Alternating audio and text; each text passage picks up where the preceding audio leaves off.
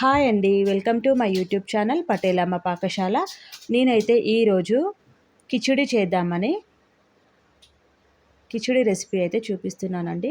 ఒక గ్లాస్ బియ్యం అయితే తీసుకోండి. కిచిడి కోసం కందిపప్పు కూడా నానబెట్టుకోండి.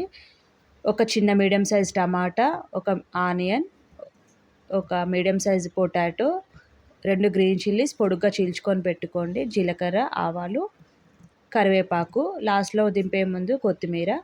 బియ్యం కూడా కడిగి ఒక గ్లాసు బాస్మతి రైస్ తీసుకున్నాను కాబట్టి 1.5 గ్లాసు వాటర్ పోసి బియ్యంని అయితే నానబెట్టుకోండి. చిన్న వెల్లిపాయలు 2 లవంగాలు, ఒక బగారా ఆకు మనకి అవసరం అవుతాయండి. ఇప్పుడైతే స్టవ్ మీద ఒక ప్యాన్ పెట్టి మామూలుగా రైస్ వండుకునే గిన్నె ఉంటుంది కదండి, అది పెట్టి రైస్ వండుకునే గిన్నె ఒకటి పెట్టి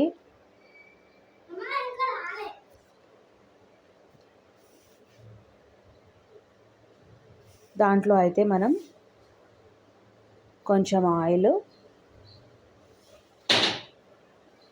కొంచెం గీ కూడా వేసుకోండి.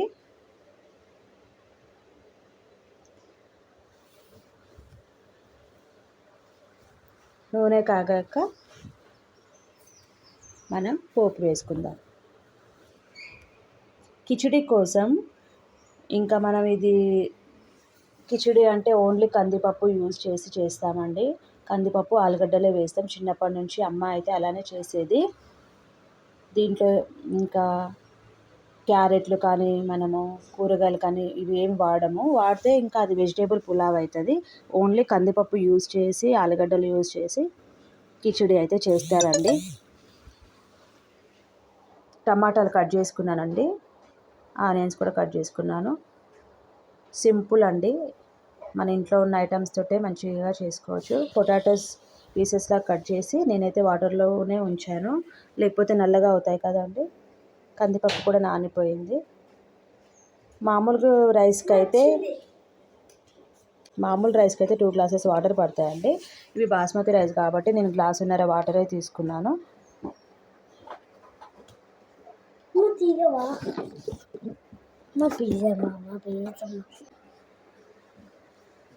ఇంకా ఇప్పుడైతే నూనె, నెయ్యి వేడెక్కింది కదా అండి. ఇప్పుడైతే మనం కట్ చేసుకున్నవన్నీ వేసేసి మంచిగా కలపండి. కొంచెం జింజర్ గార్లిక్ పేస్ట్ కూడా వేయండి.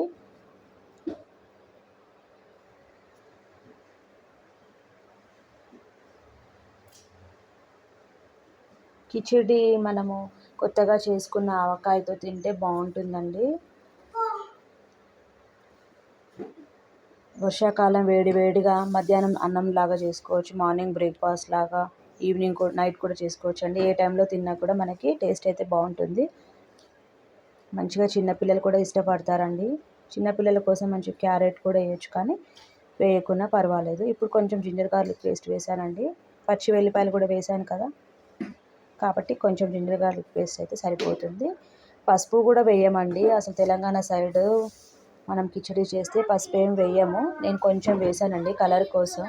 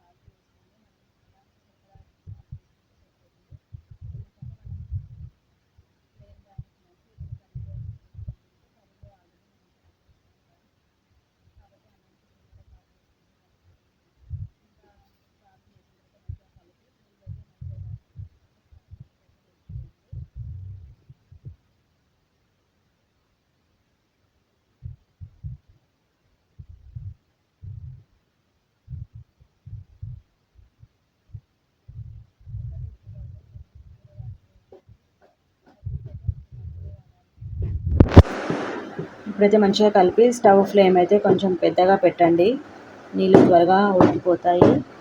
అప్పుడు మనం మంచిగా రైస్ కూడా వేసుకోవచ్చు.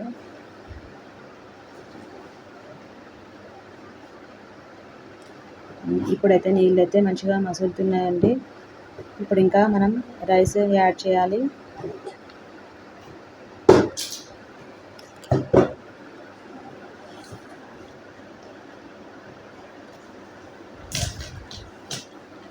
ఇప్పుడు ఒక్కసారి కలిపి మంచిగా మనం మీడియం ఫ్లేమ్ మీద ఒక 10 మినిట్స్ కుక్ చేసుకుంటే సరిపోతుందండి. 10 మినిట్స్ కుక్ చేసుకునేటప్పుడు మధ్యలో ఒక్కసారి కలుపుకోండి. కిందికి అన్నం మళ్ళీ పైన అన్నం ఏమో వేరేలాగా ఉంటుంది కదా, కిందిది మీదిది ఒకసారి కలుపుకుంటే మంచిగా అన్నం సమానంగా ఉడుకుతుంది. ఇప్పుడైతే లిడ్ పెట్టి ఒక 10 మినిట్స్ అయితే ఉడకబెట్టండి అన్నాన్ని మీడియం ఫ్లేమ్ మీద.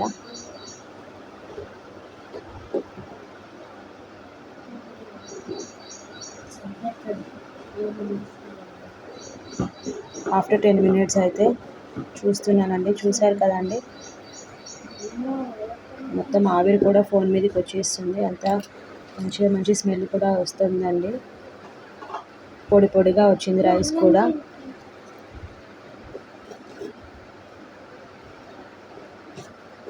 ఇంకొక 5 మినిట్స్ ఏమైనా పచ్చిగా ఉంటే మళ్ళీ సిమ్లోనే ఉడికించుకోండి.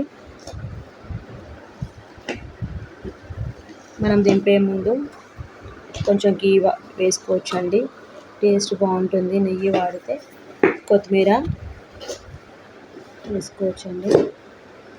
వీడియో నచ్చితే లైక్ చేయండి, షేర్ చేయండి, సబ్స్క్రైబ్ చేసుకోండి, కామెంట్స్లో కూడా చెప్పండి. అన్నం అయితే యమ్మీ వచ్చిందండి. మీరు కూడా ట్రై చేసి వర్షాకాలంలో ఇట్లా వేడివేడిగా చేసుకుంటుంటే చాలా బాగుంటుందండి. నచ్చితే ఒక లైక్ ఇవ్వండి. వేడివేడి అన్నంలో కొత్తగా పెట్టిన ఆవకాయ పచ్చడితో తింటే చాలా బాగుంటుంది. ఇవన్నీ వర్షాకాలం రెసిపీసే అండి. థ్యాంక్స్ ఫర్ వాచింగ్ అండి. నెక్స్ట్ వీడియోలో మళ్ళీ కలుద్దాం. అంతవరకు బాయ్.